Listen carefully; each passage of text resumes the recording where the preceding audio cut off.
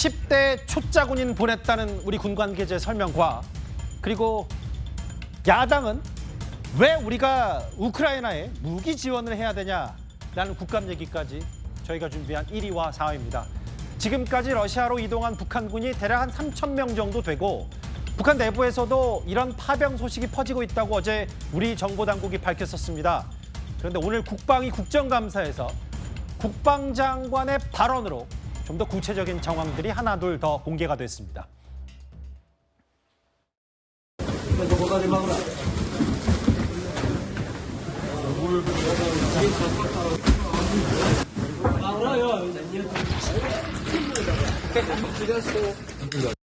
러시아에 파병한 북한 군인들이 사진으로 봤을 때는 공개한 영상들이 체격도 예소하고 얼굴도 굉장히 옛돼 보이던데.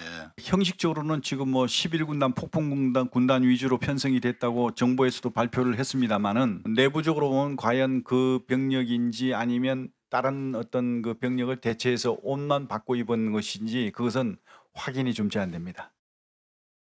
일단 이런 내용들을 저희가 김금엽 보좌관께 질문을 드리는 것도 참 안타까운 현실인데 이제 러시아를 돕기에 파병된 북한군의 정황들이 속속 더 드러나는 것 같아요. 한 군 관계자 얘기는 입영한 지 얼마 안 된, 입대한 지 얼마 안 된 어린 군인들이 대체적으로 구성한 병력 구조고 숙달된 베테랑 병력은 많지 않은 걸로 보고 있다. 원래 뭐 폭풍부대든 최정예 부대가 최전방에 파견됐을 거란 전망도 나왔는데 그것보다는 10대 후반에서 20대 초반에 초짜 군인일 가능성을 좀 많이 무게를 두는 것 같아요. 네, 그렇습니다. 이유는 두 가지가 있을 수 있습니다. 현재 북한군의 구조를 보면은 우리가 조금 저 상황을 이해할 수 있는데요. 예. 북한군은 약 10년 정도 복무를 하지 않습니까? 그럴 경우에 초병들 같은 경우는 어차피 10년이라는 시간이 남아있기 때문에 조금 군대라든가 그런 것에 대해서 사기라든가 그런 측면에서는 이제 한 5년, 6년 지난 병사들보다는 사기가 좀 높은 측면이 있습니다. 하지만 이제 5년 집으로 돌아갈 수 있는 시간이 얼마 남지 않은 군인들 같은 경우는 만약 그런 사람들을 파병하게 된다면 이제 예. 집으로 돌아갈 날이 얼마 남지 않은 시점에서 죽으로 보낸다라는 그런 어떤 생각 때문에 그 사기 저하가 심각하게 일어날 수 있고요. 그렇기 때문에 그보다는 앞으로 이제 갓 입대한 사기가 충천한 그런 사람들을 보냈을 가능성이 상당히 있습니다. 예. 네, 그리고 사실 북한 내부에서도 파병도 문제지만 어쨌든 많은 수의 북한군 병력이 다른 나라로 빠져나가면 그만큼 북한도 안보 공백이 발생하지 않겠습니까? 예. 그런 안보 공백에 대해서 북한도 우려하고 있는 것이 분명하고요. 그런 안보 공백을 메꾸기 위해서 일종의 베테랑 병사들은 좀 남겨두고 있는 것이 북한 당국 입장에서도 위안이 되기 때문에 초병들은 보내고 베테랑 병사들은 차후 이제 그 상황을 보면서 보낼 가능성이 있다고 저는 생각합니다. 근데 보좌관님 이게 이거잖아요. 물론 베테랑 군인들은 북한에 남아서 여러 뭐 경계 사주도 좀 해야 될 것 같고 예. 10대 후반에 일단은 입대한 지 얼마 안 된 사람들이 이제 사기가 충천하니까 보낼 수도 있다고 하지만 예. 며칠 전에 전해드렸다시피 실제로 봐도 체구가 작고 예. 지금 북한군 전체적으로 남성 키가 좀 작기 때문에 아직 완전히 크지 않은 그 특수부대 출신도 아닌 사람들이 갔을 때 글쎄요 이게 뭐 얼마나 도움이 될지에 대한 건 러시아에서도 의문을 갖지 않을지 모르겠어요. 정말 이런 얘기를 드리는 것이 안타깝게 좀 생각됩니다만 어쨌든 전혀 어떤 뭐 실전에 대한 경험도 없고요. 또 군사 훈련도 제대로 받지 못한 이런 초병들에게 어떤 큰 군사적인 성과를 기대하는 것은 상당히 어렵습니다. 예. 그래서 많은 전문가들이 하나같이 예측하고 있는 것이 이런 북한 병사 뭐 12,000명이든 그게 2만 명이든지 간에 결국 투입되는 순간 그들의 어떤 전투 현장에서 어떤 제대로 싸워보지도 못하고 사라질 가능성이 상당히 높다라고 다 그런 어떤 우려 섞인 목소리를 보내고 있는 것이죠. 10대 초짜 군인들을 파병했다. 저희가 전해드렸다시피 파병의 대가로 북한이 얻어가는 게 대충 군인 한 명당 한 월 2,000달러, 한 270만 원 정도 북한이 얻어간다고 전해지죠. 오늘 김영현 국방부 장관 입에서 총알바지라는 표현도 나왔습니다. 북한이 우크라이나, 러시아 전쟁터에 북한의 우리 청년들을 군인들을 보냈다라고 하는 이 부분이 있는데 이게 얼마의 규모고 북한이 북한 주민들한테 알렸는지 북한 주민들이 알고 있는지 없는지 이런 부분도 좀 한번 국민들께 보고를 좀 해주시기 바랍니다. 우리 군에서 판단하는 것은 말이 파병이지 사실 파병이 아니라 용병이라는 표현이 더 적절하다 이렇게 평가를 하고 있습니다. 북한은 지금 자기 나라 군복이 아닌 러시아 군복으로 위장을 하고 있고 또 러시아군 통제하에 아무런 작전 권한도 없이 시키는 대로 움직이고 있습니다. 그래서 말이 파병이지 사실은 총알바지 용병에 불과하다. 저는 이렇게 평가를 하고 있습니다. 한마디로 김정은이가 자기 인민군을 불법 침략 전쟁의 총알바지로 팔아넘긴 것이다. 이렇게 평가하는 것이 정확하다고 봅니다. 결국은 자신의 독재 정권을 공고히 하고 유지하기 위해서 그랬다. 그래서 이런 것이 들통날까 봐 지금 이제 주민들에게는 알리지 않고 쉬쉬하고 있는 상태에 있다. 이렇게 보입니다. 우리 군 당국이 파악한 실제 전 내용입니다. 파병이 아니라 그러게요. 이 단어 하나로 여러 가지 표현들이 다 상징적으로 되죠. 총알, 바지, 용병. 자기 인민군을 불법 침략 전쟁에 팔아넘긴 거다. 이현정 의원님. 네. 저는 김용현 장관 얘기 중에 좀 더 눈에 띄었던 게 뭐냐면 여기 러시아군 통제에 작전 권한이 없고 시키는 대로 움직이고 있다. 그러니까 뭐 최정예 부대 이런 게 아니라 그냥 위장하고 총알바지 10대 초짜들이 가서 정말 그냥 희생만 되는 거 아닌지에 대한 여러 가지 구체적인 정황들이 나온 것 같거든요. 지금 이제 북한에서 쓰는 용어로 대포밥이라는 이야기를 쓰더라고요. 그 뭐냐면 그러니까 대포가 이제 쏘아지면 그에 무방비하게 당하는 걸 이야기를 하는 것인데 총알바지 정도 할 정도면 실제로 근접해 있어야 되거든요. 적들이 일단 봐야 되지 않습니까? 그렇겠죠. 근데 지금 이 우크라이나 전쟁의 특성을 보면 근접전보다는 예. 그러니까 이 드론을 이용하는 이제 그 전쟁이라든지 현대전이요. 그렇죠. 그다음에 이제 포탄을 이용한 이제 포격전이라든지 이런 걸로 중심으로 돼 있습니다. 제가 볼 때는 아마 이 총알바지보다는 그냥 대포나 이 드론에 희생될 가능성이 굉장히 높은 게 아닌가 싶어요. 지금 러시아 병사들도 우크라이나의 지금 어떤 드론에 굉장히 지금 당하고 있는 그런 측면들이 있거든요. 그랬을 경우에 과연 이제 지금 훈련도 모르겠습니다. 이게 실전 훈련이라는 거는 또 다른 차원이니까요. 이런 지금 북한 지형을 보면은 이제 산악 지형이지 않습니까? 예. 근데 우크라이나 같은 경우는 주로 개활지가 많습니다. 예. 자, 그럼 과연 거기에 익숙할 것인지 또 첨단적인 지금 전쟁이라는 겁니다. 이게 뭐 주로 드론이라든지 그다음에 포탄이라든지 이런 것을 쓰는데 이 전쟁에 과연 적응할 수 있는 것인지 그리고 지금 보면 독립적인 지금 사단을 만들어서 움직인다는 거 아니겠습니까? 전혀 지형지물이나 이런 것을 모르는 상황에서 러시아군이나 이런 상황이 아니라 본인들이 전혀 새로운 생경한 지역에 갔을 때 과연 여기에서 지형지물이라는 걸 이용할 수 있을지 뭐 여러 가지 지금 의문이 있는 거거든요. 거기 또 우크라이나가 지역 특성상 또 땅이 물러지고 그렇죠. 개활지도 있고 뭐 거의 갯벌 수준의 이런 네. 것들이 참 생경하다면서요. 그러니까 현재 적응하는데 저는 꽤 어려움이 있을 것 같다. 그리고 또 이게 과연 그러면 지금 러시아가 지금 이 북한군들을 그냥 후방에만 배치할 것인지 제가 볼 때 아마 전세로 봐서 예. 오히려 전방 지역에 예. 배치할 가능성이 꽤 높지 않을까 싶어요.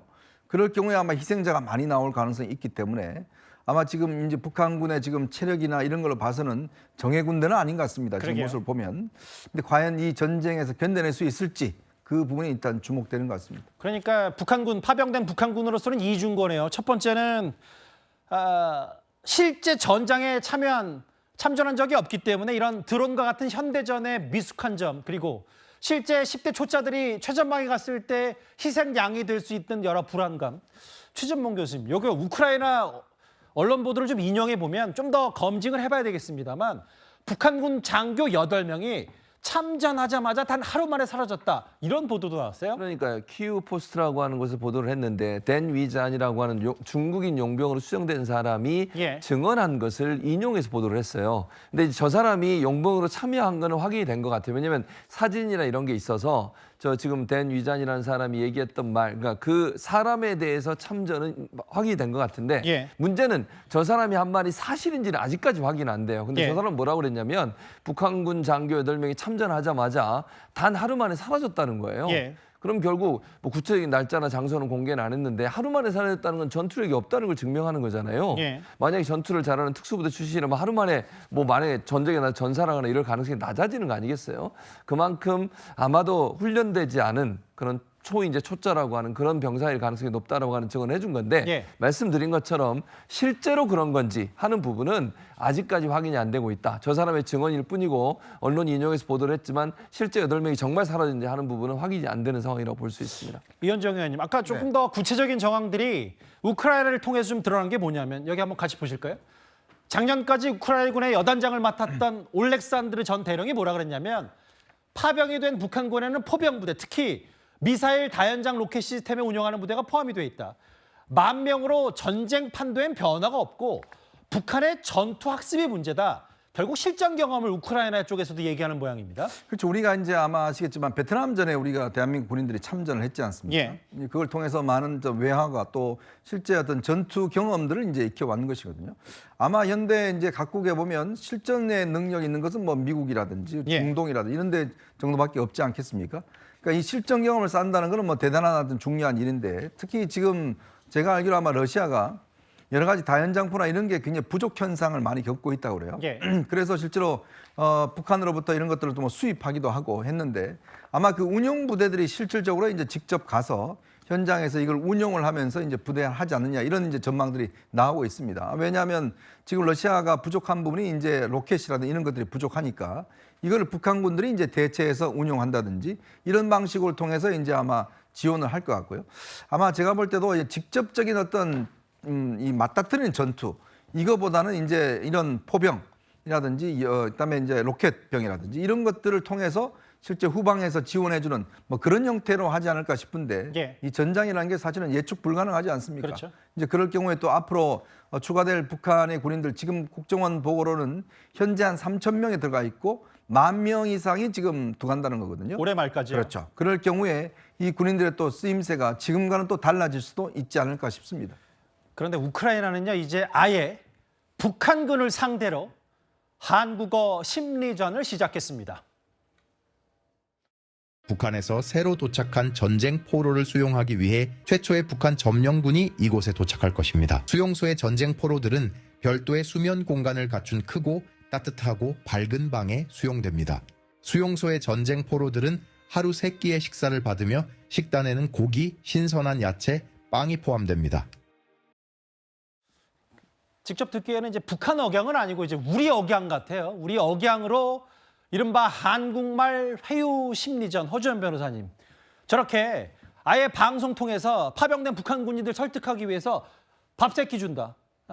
고기, 야채, 빵 있다. 이렇게 아예 사진까지 띄웠더라고요, 우크라이나군이. 그렇습니다. 우크라이나 국방부에서 운영하고 있는 러시아군을 상대로 운영하고 있는 투항 한라인에 저런 1분 14초 분량의 동영상이 공개가 된 건데요. 한국어 내레이션으로 우크라이나 포로 수용소에서 제공할 수 있는 좋은 환경에 대해서 설명을 하면서 예. 밥에 빵에 야채, 고기도 주고 그리고 수면실이 따로 마련돼 있는 크고 밝고 따뜻한 침실도 제공이 된다라고 하면서 무의미한 죽음을 반복하지 말고 투항하라 이렇게 북한군의 마음을 자극을 하고 있는 겁니다. 예.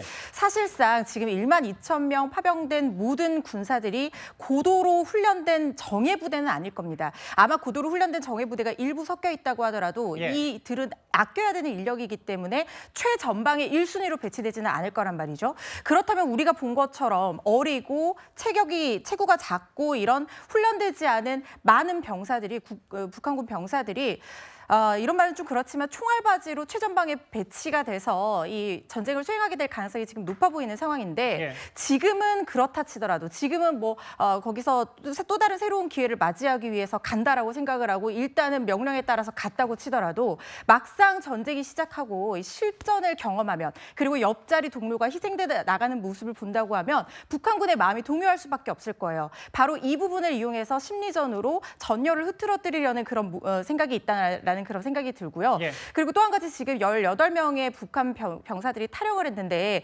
러시아 쪽에서 식량 배급이 제대로 되지 않아서 탈영했다는 얘기가 있거든요. 예. 이런 부분도 같이 노려서 북한 군들의 자발적인 투항을 촉구하고 있는 것으로 보입니다. 앞서 뭐 한번 화면을 다시 준비가 되면 저거 스탠레스 식기에 저렇게 뭐 잡고기 섞인 것과 고기도 좀 있는 것 같고요. 뭐 저게 피망인지 팍피칸지 뭔지 양파인지 모르겠습니다만 이제 한국식, 그러니까 북한식 식단을 저기 갖다 놓고 투항하면 이걸 먹을 수 있다. 회유 심리전인데 김근혜 보좌관님, 예. 혹할까요, 저게?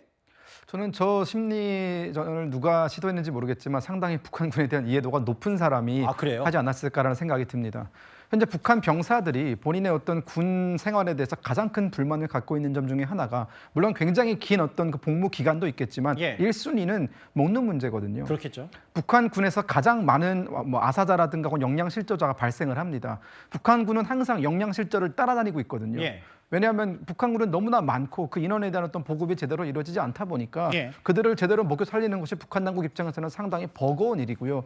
그렇다면 파병된 병사들이 러시아에 가서는 뭐 북한에서 먹던 것보다 훨씬 잘 먹을 수 있느냐라고 했을 때 러시아도 사실 그 보급 상태가 별로 좋지 않습니다. 예. 방금 변호사님께서 말씀하신 바와 같이 18명의 병사가 탈영한 이유가 뭐 전투가 두려워서라든가 뭐 우크라이나 군에 싫어서라든가 그런 이유가 아니라 보급을 제대로 받지 못해서 즉 파병까지 됐는데도 밥 먹는 문제가 해결되지 않다 보니까 그 주둔지를 이탈한 것이거든요. 잠시만요. 말씀 그래도 죄송한데 이런 일부 북한군 10대 초짜 병사도 있었을 거 아니에요. 아니 여기서도 이렇게 밥 안 먹으니까 밥 안 주는데 파병되면 그래도 러시아는 우리보다 낫겠지 하고 갔는데 실제로 거기도 식량 사정이 그리 좋지 못한 게 얘기가 나면 저런 회유 심리전이 더 잘 먹힐 수 있다 이 말씀을 하시는 거예요? 네, 저는 항상 북한 주민들이 평생 살면서 듣고 싶은 얘기가 하루 세끼 이 밥에 고깃국을 먹는 게 소원입니다. 그들은 김일성도 그런 얘기를 했잖아요. 그렇기 때문에 저런 고기라든가 저런 특정적인 단어를 언급하면서 북한 병사들을 회유하는 것은 상당히 효과가 있을 거라고 보고요. 예. 북한 병사들은 지금 특히나 그 10대 후반의 그 병사들은 얼마나 잘 많이 먹겠어요? 먹겠습니까? 예. 예. 그러다 보니까 이런 어떤 먹는 문제를 해결해 준다. 혹은 이제 왜 싸워야 되는지 당신들은 싸울 이유가 없다라는 점을 우리가 우크라이나 군이 지속적으로 강조를 한다면 충분히 큰 효과를 거둘 거라고 봅니다. 앞서 김용현 국방장관도 얘기했지만 우리 정부가 파악하기로는 북한 당국이 러시아 파병을 쉬쉬하고 있지만 지금 급속도로 퍼지고 있다. 그런데 어제 우리 정보 당국이 뭐라 그랬냐면요. 지금 북한 당국은 입단속을 위해서 가족들을 집단 격리하고 있다고까지 했습니다. 북한 당국은 관련 사실을 일절 내부에 알리고 있지 않지만 파병 개시 이후에 주민들 간에는 폭풍군단이 러시아에 파견되었다는 소문이 유포되고 있는 상황입니다. 더 나아가서 선발 군인 가족들이 크게 오열한 나머지 얼굴이 많이 상했다는 등 이런 말까지 회자되고 있다고 합니다. 이에 따라서 북한 당국은 철저한 입단속과 함께 파병 군인 가족들을 보다 효과적으로 통제 관리하기 위해서 이들을 모처럼 집단 이주 격리하고 있는 정황도 포착이 되고 있다고 합니다. 그러게요. 어느 나라 부모가 자식이 이제 전장으로 나간다는데 울지 않을 수가 있을까요? 그 김구영 보좌관님. 예. 근데 저는 좀 어제도 속보로 만나봤는데 집단 이주시켜 격리 정황을 하고 있다. 격리 정황에 포착됐다. 이게 누가 자기 이제 아들이 러시아로 파병된다면 어떻게 집단 격리하고 이주를 시키는 거예요? 일단은 북한 입장에서는 저희가 어제 방송에서도 분명히 이 얘기를 했던 것 같은데요. 현재 그 생태 같은 자식들을 그 어떻게 보면은 언제 죽을지 모르는 그런 현장으로 내보낸 부모들의 마음이 오죽할까라는 얘기를 분명히 드린 바가 있었는데 예.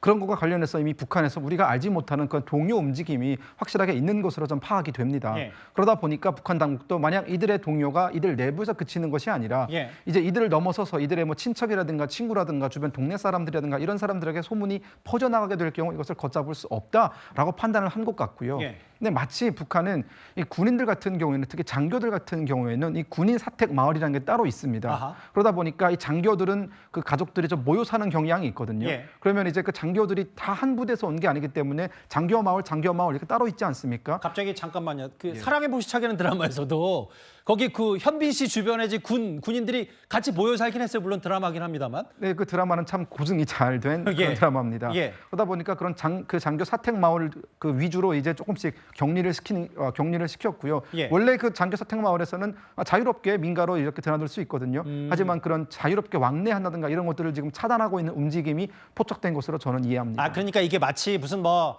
평양에 사는 사람들 자식 군대 보냈다고 뭐 개성으로 강제 이주 이런 게 아니라 일단 울타리를 치고 연락을 막아놓고 이게 소문이 빠르게 퍼지는 것만 막고 있다. 북한 당국이 이렇게 해석하면 되는 겁니다. 예, 그렇습니다. 원래 그들은 조금 격리된 공간에서 살고 있긴 하거든요. 아하. 이해가 됐어요. 뭐 그만큼 지금 쉬쉬하고 있는데 지금 파병 소식이 뭐 사실은 우리가 대북 확성기로도 알려주고 있기 때문에 북한에서도 이거 러시아 파병 소식이 퍼지는 건 시간 문제이겠죠.